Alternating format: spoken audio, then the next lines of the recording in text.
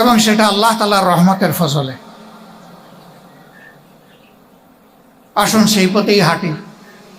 আল্লাহ রাব্বুল আলামিন আমাদের দেশের উপর রহম করুন। নিরাপত্তার চাদরে দেশটাকে আল্লাহ তাআলা ঢেকে দিন। বাংলাদেশের আকাশে স্বচক্ষে আমরা কিছু মেঘের ছায়া দেখতে পাচ্ছি, তার পাশাপাশি আমরা কিছু কালো ছায়াও অন্তর দিয়ে দেখি। আল্লাহ তাআলা সকল আতঙ্ক ও আশঙ্কা, কালো ছায়াকে দূর করে দিয়ে বাংলাদেশকে একটি শঙ্কামুক্ত,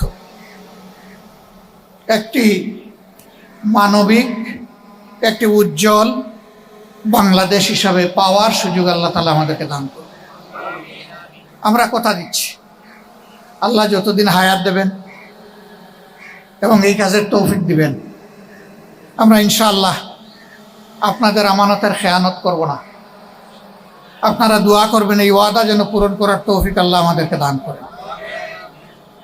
এই রোদে গরমে কষ্ট করে এসে কথাগুলো শোনার জন্যে হৃদয়ের গভীর থেকে আপনাদেরকে আন্তরিক কৃতজ্ঞতা এবং ধন্যবাদ জ্ঞাপন করে আমাদের এই কথাগুলো প্রিয় দেশবাসীর কাছে পৌঁছে দেওয়ার আন্তরিক অনুরোধ জানিয়ে আমি এখানেই বিদায় নিচ্ছি আজকের মতো। আবারও মাবুদের শুকরিয়া আদায় করছি। 1 মাস 1 সপ্তাহ পর আল্লাহ তাআলা মিডিয়া এবং জনগণের সামনে আমাকে দাঁড়াবার তৌফিক দান করেছেন। সুবহানাকাল্লাহুম্মা ওয়া বিহামদিকা আশহাদু আল্লা ইলাহা ইল্লা আনতা আস্তাগফিরুকা ওয়া আতুবু ইলাইক। আসসালামু আলাইকুম ওয়া রাহমাতুল্লাহি ওয়া বারাকাতুহু। আমি স্লিপটা দেখেছি, এ বিষয়ে এখনই কিছু বলবো না।